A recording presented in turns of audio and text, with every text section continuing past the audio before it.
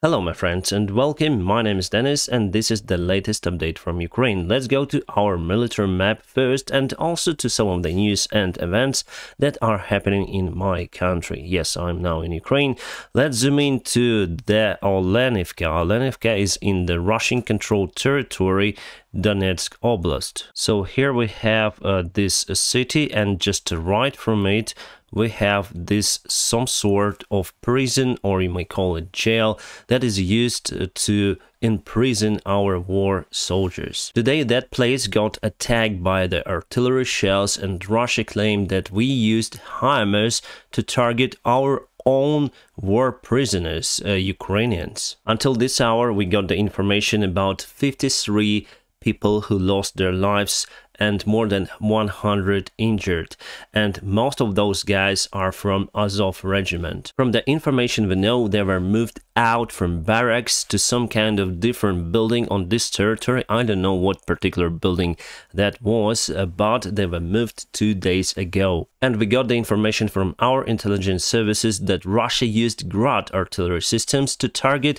one particular building with Azov guys inside. I also listened to the recorded voice call by our intelligence service, and there were two of the Russian soldiers speaking with each other about the events, and one of those was very surprised about what was happening on that territory. And also we have information from the medical staff who now take care about the wounded soldiers, that this attack was done by Russian forces. And also, my friends, yesterday I watched a very terrible video how Russians tortured one of our soldiers. So basically he was our soldier, imprisoned one, was castrated, and after that they killed him. And it was, I think, done on purpose, just to, make us angry and make angry our forces, and Russians will understand that we will not take prisoners any longer, so they will not have other chance rather than stay on the ground and fight. So if they go in prison, they'll have high chances of being tortured in the same way. So for Ukrainian forces, it's better right now. Obviously, we have anger, we have hatred, but for now it's better to not to go to the same level as Russians and not to torture Russian war prisoners. We are human beings, we are not animals. We need to give them alternate that will reduce our own casualties, because they may fight hard till the end, because there is no way out, and also they may torture our war prisoners more. So I think it was coordinated with high Russian command, this attack and that torture of the Ukrainian soldier. It is horrific what is happening on this war, my friends. It reminds the humanity of the war crimes that were done by the Nazi Germany during the Second World War. Why do I think it is like that? Well, basically because our forces are here and we accumulate them quite a lot near to Kherson, and Russia needs their forces to stay their ground, to stand their ground, sorry.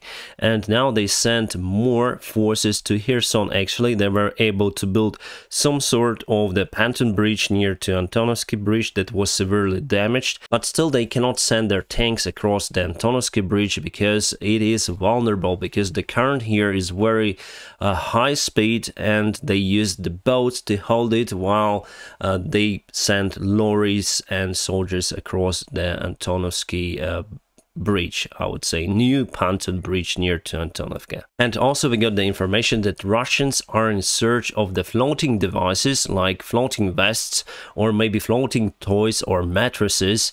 They may be used to cross the Dnieper River over here. It's kind of difficult to cross the river over here because of the strong current, as I say to you, and you need to be a good swimmer to cross it here. And if you want to carry some of the ammunitions, food supplies or something else, obviously you need a floating device. So Russians now start to panic in Kherson. And we got the confirmation today that we took control over Olhine village over here.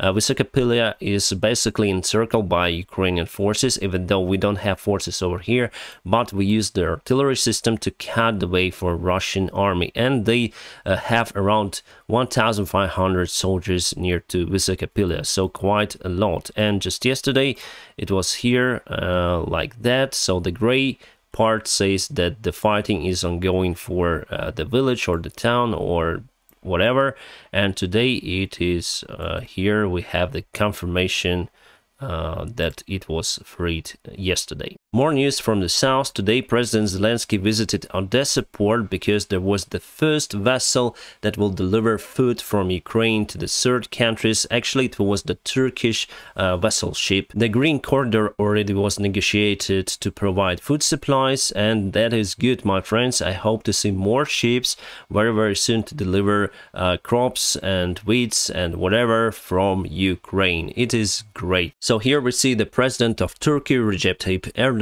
as the peacekeeper, and President Erdogan said that they will not send Bayraktars to Russia as Putin wanted. Neither they will open any kind of military factory on Russian territory, but nevertheless a Turkish leader will visit Russian territory, Sochi. Sochi is here somewhere on the south, yeah. Also in the Black Sea, and they're gonna have the meeting with Putin. What are they going to negotiate? No one knows. So far they have common interest in Syria.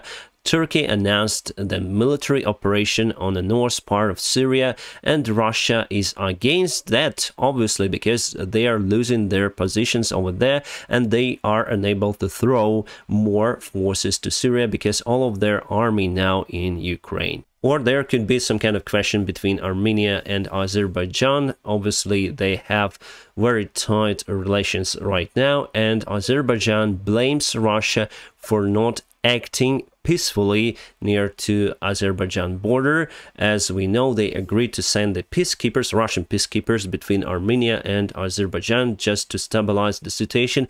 However, Russians should have left this place long time ago, so Azerbaijan is angry about it. And as you may know, Azerbaijan is a very close Turkish ally in Caucasus region. They have a common religion, they have common, I may say, roots, so basically they are good friends with Turkey. Today Russia used the rocket artillery systems to fire to Mykolaiv. One of the rockets hit the bus stop. Several people lost their lives and many injuries, my friends.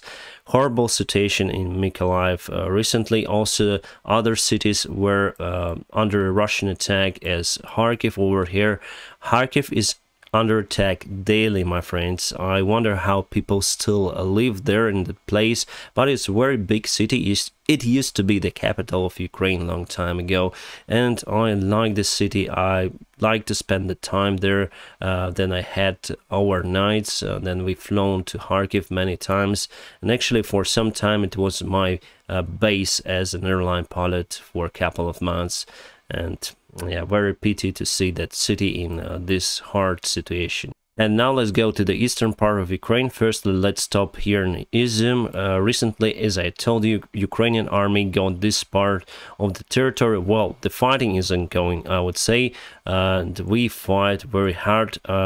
Till yesterday, we were able to get this part. Not under Russian control, not under Ukrainian control, but still we are near to Pasika fighting for our land.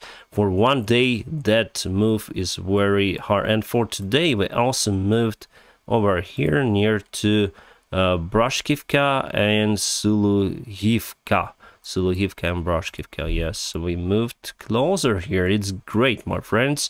So we see some sort of the counterattack over here. I would say it's more active than on Kherson direction, but I would still think that we're gonna put our main forces on the south part of Ukraine directly to Kherson. So Russia struggles because they are in lack of resources. Here near to Slavyansk and Kramatorsk everything was calm, and Russia tried recently again to reach Bakhmut from two of directions, from Volodymyrka and here from Semigirya from the south. Actually no, from Klinova, yes. They tried to attack Bakhmut, but so far unsuccessfully, and we got the information about severe losses of the Russian army over here. They are unable to do anything, and if we go to the fire detection, you see that across the front lines. There are some artillery shells being used, but not a lot if you compare it with 3 weeks ago, my friends. So now the situation still stands still, and Russians just recently, their main success here near to Svitlodarsk, they were able to take the Vuhledarsk power plant over here. They were able to make it with Wagner private military group that is still exists for Russian command, but Wagner group cannot change this war outcome because they are in lack of the sophisticated weapons, and there are not many soldiers if you compare to Russian army. And about some of the recent news, today the Iranian Boeing 747 was spotted in Moscow. Obviously this airplane was not made in Iran, it's an American-made airplane, but was left in Iran. It's kind of old modification, and this particular airplane used to deliver drones to African countries before, and now it is in Moscow. But I'm in doubt that this time this aircraft delivered some kind of drones, maybe other equipment, because you know we have lots of intelligence services in Moscow, and if they would have delivered drones to Moscow, everyone would understand that it is a drone delivery. But so far we got the information from the White House and from Pentagon that Iran is not going to send drones to Russia. It's great. But Ukraine is going to receive more help from the Western allies. We expect to have 10,000 HIMARS rockets. Well, those are not just HIMARS, but could be used for the M270 MLRS rocket artillery systems as well. And we're gonna have those very, very soon. Also, some of the HIMARSs are coming, MLRS are coming, and I'm sure that we're gonna receive some of the military airplanes like A-10s or F-16s. We're gonna see it in the future. And also today's Russian attack on a Lenivska prison, from a Russian perspective, should show that Ukraine use Western equipment, Western weapons to destroy some sort of civilian objects on the occupied territory, to like blackmail Ukraine in that case. But obviously Western countries would not believe Russia in any case. My friends, and for the latest news, let's move to Taiwan, because the tensions in that region are rising very high recently. And today there was the message, so China has its own social media stuff like Chinese Instagram, Chinese YouTube and stuff.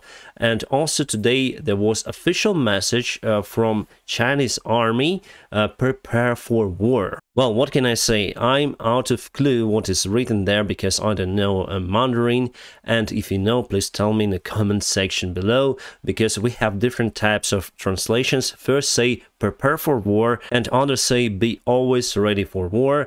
Actually, in 2 days they'll have the military army anniversary, some kind of celebration. Maybe it is connected to that, but from other hand, it's kind of worrying me personally, because we don't need more hotspots on our planet, my friends. I think you would agree with me. Taiwan army just recently went for the military drills, so as China army. Just yesterday there were talks between President of the United States and Chinese leader, and they were talking for 2 hours. Chinese leader was kind of harsh with his rhetoric on the United States. We don't know lots of information about what is going to happen in Taiwan. Well, Nancy Pelosi is going to Taiwan very soon. We got the information today that in a few days she's gonna visit Taiwan. China is very angry about it, but we got some kind of relief news coming from Pentagon just recently, just a few hours ago I got them. They say that they don't see the signs of Chinese intervention preparation on Taiwan. That is obviously good, because they saw the signs of Russian preparation to attack Ukraine well before the attack actually happened. As for the military perspective, my friends, whether this operation would be successful for China, I don't think like that. It could be the biggest military operation ever performed. And China army, I think it doesn't have enough resources for now. It has many soldiers, but most of the weapons are outdated. They're renewing it, but not as fast as possible. So now they are not ready for this stuff. I would say if they try it, they will lose it. And yes, I'm gonna film one more video about it, my friends. I'm gonna keep you updated on situation in Ukraine, and as you can see, not only in Ukraine. And if you like what I do, please press the like button. And if you would like to support my channel, if you have this opportunity, there are some of the links below where you can support me. For example, on Patreon, PayPal, Donatello. For those of you who support me, my friends, I love you so much. Thank you very much for helping me, because most of my videos actually got the yellow dollar sign. It means I cannot earn enough from my YouTube videos. And I wish you a peaceful sky wherever you are. Have a great time.